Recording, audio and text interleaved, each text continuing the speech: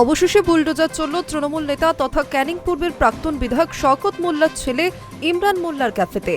বৃহস্পতিবার সকাল থেকে দক্ষিণ 24 পরগনার ক্যানিংয়ের মৌখালী এলাকায় অরণ্যের কূলে নামে ওই ক্যাফেটি ভাঙার কাজ শুরু করে প্রশাসন। অভিযোগ, মাতলা নদীর চর ও সেচ দপ্তরের জমি দখল করে কোনো বৈধ অনুমতি ছাড়াই সেটি তৈরি করা হয়েছিল। আগেই ভাঙার নোটিশ জারি করেছিল মহকুমা প্রশাসন। সেই নির্দেশ কার্যকর করতেই এদিন শুরু হয় উচ্ছেদ অভিযান। গোটা বিষয়টিকে কেন্দ্র করে যাতে কোনো অপ্রীতিকর পরিস্থিতি না হয় তার জন্য এলাকায় কড়া নিরাপত্তা ব্যবস্থাও রয়েছে।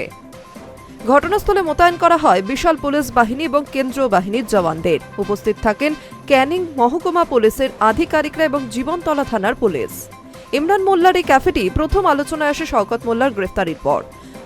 ভাঙড় বিস্ফোরণ কাণ্ডের তদন্তে নেমে জাতীয় তদন্তকারী সংস্থা এনআইএ শওকত মোল্লাকে গ্রেফতার করে। সেই তদন্ত চলাকালীনই প্রশাসনের নজরে আসে মৌখালী সেতু সংলগ্ন এলাকায় তৈরি এই ক্যাফেটি। প্রশ্ন ওঠে বৈধতা নিয়ে। প্রশাসন সূত্রে দাবি, শওকত মোল্লা বিধায়ক থাকাকালীন মাতলা নদীর চরের উপর ক্যাফেটি গড়ে তোলা হয়। অভিযোগ, সরকারি জমি দখল করে নির্মাণ করা হলেও দীর্ঘদিন নির্বিঘ্নে ব্যবসা চলেছে সেখানে। বিষয়টি সামনে আসার পর ইমরান মোল্লাকে ক্যাফের সমস্ত নথি নিয়ে মহকুমা শাসকের দফতরে হাজির হওয়ার নির্দেশ দেওয়া হয়েছিল। প্রশাসনের তরফে নথিপত্র খতিয়ে দেখে জানা যায়, ক্যাফেটি যে জমির ওপর তৈরি হয়েছে তা সেচ দপ্তরের অধীন এবং সেখানে নির্মাণের কোনো বৈধ অনুমোদন নেই। সেই রিপোর্টের ভিত্তিতেই মহকুমা শাসক বেআইনি নির্মাণ ভাঙার নির্দেশ দেন। বৃহস্পতিবার সকাল থেকে সেই নির্দেশ কার্যকর করতেই ভারী যন্ত্র নিয়ে অভিযানে নামে প্রশাসন।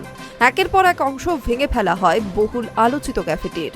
প্রশাসনের দাবি, সরকারি জমি দখল করে বেআইনি নির্মাণের বিরুদ্ধে এই অভিযান ভবিষ্যতেও চলবে এবং আইনের বাইরে গিয়ে তৈরি কোনো স্থাপনাকেই রেয়াত করা হবে না। Hi news network.